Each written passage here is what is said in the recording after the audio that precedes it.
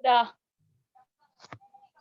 Selamat pagi, baiklah kami dari kelompok 5 akan mempresentasikan hasil diskusi dari kelompok kami tentang sistem akuntansi penerimaan kas dengan dosen pengampu Jacqueline Gretiwenas, SE, MSA. Dengan nama-nama kelompok yang terdiri dari Nadia Caimani Eksan, Fitri Konsa, Nuan Ayu Martini, Gilbert Alexander Ugo, Christopher Pandi, Glenn Sugito. Selanjutnya akan dibacakan oleh Fitri Konsa.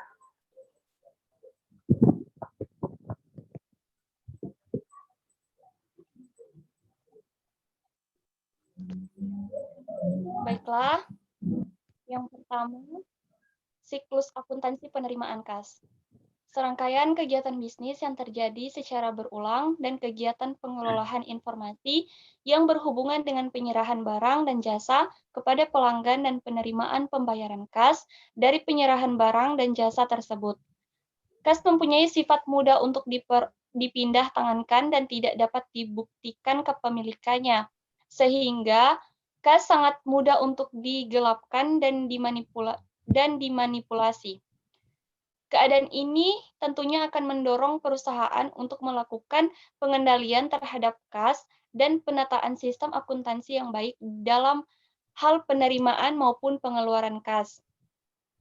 Elemen-elemen kas dapat berupa uang tunai, yaitu uang kertas dan logam, cek wesel, dan simpanan di bank, serta hal-hal lain yang dapat disamakan dengan uang dalam suatu perusahaan, misalnya surat-surat berharga seperti saham dan obligasi.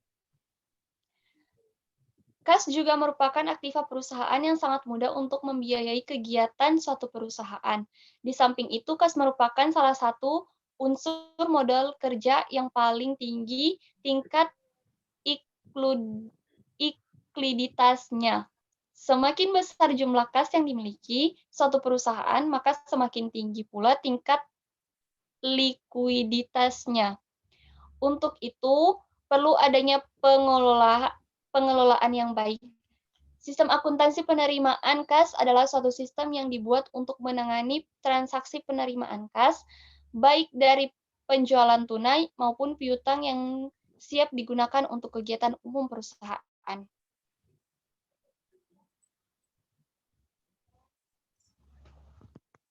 Lanjut, dokumen dalam penerimaan kas.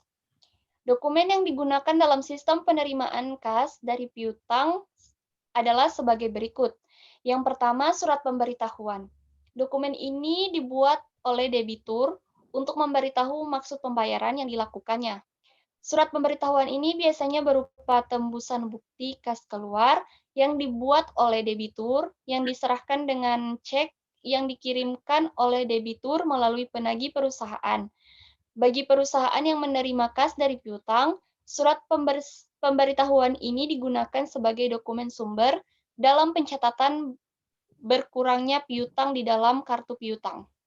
Yang kedua, daftar surat pemberitahuan. Daftar surat pemberitahuan ini merupakan rekapitulasi penerimaan kas yang dibuat oleh fungsi sekretariat atau fungsi penagihan. Jika penerimaan kas dari piutang perusahaan dilakukan melalui pos, fungsi sekretariat bertugas membuka amplop surat kemudian memisahkan surat pemberitahuan dengan cek dan membuat daftar surat pemberitahuan yang diterima setiap hari. Daftar surat pemberitahuan dikirimkan ke fungsi kas yang kepentingan pembuatan bukti setor bank dipakai oleh fungsi akuntansi sebagai dokumen pendukung bukti setor bank dalam pencatatan penerimaan kas ke dalam jurnal penerimaan kas.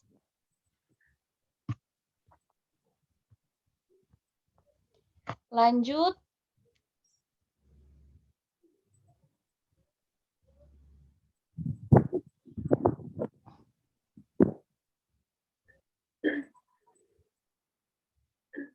Yang ketiga, bukti setor kas. Dokumen ini dibuat oleh fungsi kas sebagai bukti penyetoran kas yang diterima dari piutang. Bukti setor dibuat 3 lembar dan diserahkan oleh fungsi kas ke bank, bersamaan dengan penyetoran kas dari piutang ke bank. 2 lembar tembusannya diminta kembali dari bank setelah ditandatangani oleh dan dicap oleh bank sebagai bukti penyetoran kas ke bank. Yang keempat, kwitansi. Dokumen ini merupakan bukti penerimaan kas yang dibuat oleh perusahaan bagi para debitur yang telah melakukan pembayaran utang mereka. Catatan akuntansi yang digunakan dalam sistem akuntansi penerimaan kas dari piutang adalah sebagai berikut. Yang pertama, jurnal penerimaan kas digunakan oleh fungsi akuntansi untuk mencatat penerimaan kas dari berbagai sumber. Yang kedua, jurnal rekonsiliasi bank.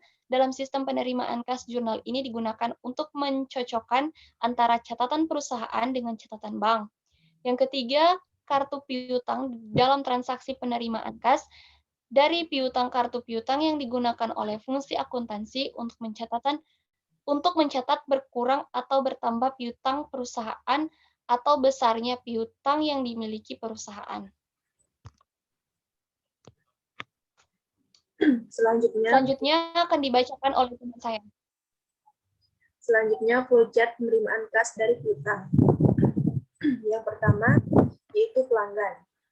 Yang pertama, kasir mengirimkan faktur ke bagian piutang. Bagian piutang melakukan pengecekan jatuh tempo piutang berdasarkan faktur yang sudah diterimanya. Yang kedua, apabila jatuh tempo sudah dicek, maka bagian piutang mencatat waktu jatuh tempo tersebut pada skedul umur piutang atau SUP. Yang ketiga, berdasarkan SUP tersebut, bagian piutang membuat surat tagihan piutang atau STP dan STP dikirimkan ke pelanggan. Kemudian yang keempat, pelanggan menerima STP dan melakukan pembayaran pada saat jatuh tempo. Yang kelima, yaitu bagian piutang menerima pembayaran dari pelanggan dan membuat faktur lunas lengkap.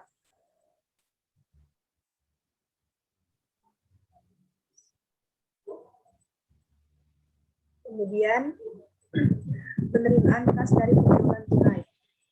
Yang pertama, pelanggan yang merasa cocok dengan produk yang sudah dipilih melakukan pembayaran secara tunai ke kasir. Kemudian, yang kedua yaitu kasir menerima pembayaran tunai atau kas dari pelanggan. Kemudian kasir membuat laporan penerimaan kas atau LPK dan dikirimkan ke bagian keuangan. Yang ketiga yaitu bagian keuangan membuat laporan penjualan tunai atau LPT rangkap 2. Lembar 1 dikirimkan ke pimpinan dan lembar 2 disimpan sebagai arsip.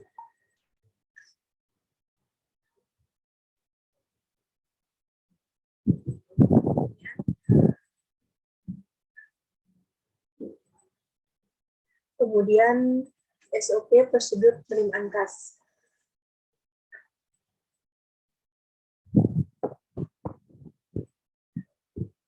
Atasan kasir yaitu pertama membuka berangkas disaksikan oleh salah satu staf akuntansi. Yang kedua yaitu membuka amplop uang dan dicocokkan dengan slip resep setoran dan buku berangkas dihitung bersama salah satu akuntansi. Yang ketiga meminta pertanggungjawaban kasir apabila tidak sesuai. Yang keempat menandatangani buku berangkas dan menyetorkan uang ke bank. Yang terakhir yaitu menyerahkan LAK, BT dan slip bank ke akuntansi. Akuntansi yang pertama menyaksikan atasan kasir membuka berangkas, kemudian yang kedua bersama atasan kasir menghitung uang dan mencocokkan dengan slip setoran bank dan buku berangkas. Yang ketiga menandatangani buku berangkas apabila sudah sesuai. Yang keempat memeriksa LHK, BT, BP, dan slip bank dengan rekening koran bank harian. Yang kelima yaitu apabila sudah sesuai membuat voucher jurnal. Yang keenam menyerahkan LHK, slip bank, dan voucher jurnal ke atasan akuntansi untuk diperiksa dan disetujui. Yang ketujuh menginput atau memposting jurnal berdasarkan voucher jurnal yang sudah ditandatangani. Yang kedelapan mengarsip voucher jurnal, LHK, BP, dan slip bank berdasarkan tanggal. Atasan akuntansi yang pertama memeriksa dan menandatangani voucher jurnal, LHK slip bank, dan RK bank harian. Yang kedua menyerahkan ke akuntansi semua dokumen yang sudah ditandatangani untuk dilakukan atau posting jurnal.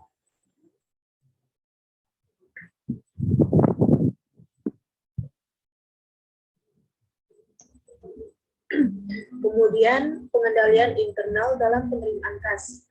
Berdasarkan sistem pengendalian inter yang baik, sistem penerimaan kas dari penjualan tunai mengharuskan penerimaan kas dalam bentuk tunai harus segera disetor ke bank dalam jumlah penuh dengan cara melibatkan pihak lain selain kasir untuk melakukan internal check. Yang kedua yaitu penerimaan kas dari penjualan tunai dilakukan melalui transaksi kartu kredit yang melibatkan bank penerbit kartu kredit dalam pencatatan transaksi penerimaan kas. Yang ketiga yaitu sistem penerimaan kas dari penjualan tunai dibagi menjadi 3 prosedur, yaitu prosedur penerimaan kas dari over the counter sales, yang kedua yaitu prosedur penerimaan kas dari cash on delivery sales atau food sales, yang ketiga yaitu prosedur penerimaan kas dari credit card sales. Sekian presentasi dari kelompok kami. Apabila ada salah kata dalam pengucapan kalimat, mohon dimaafkan. Terima kasih.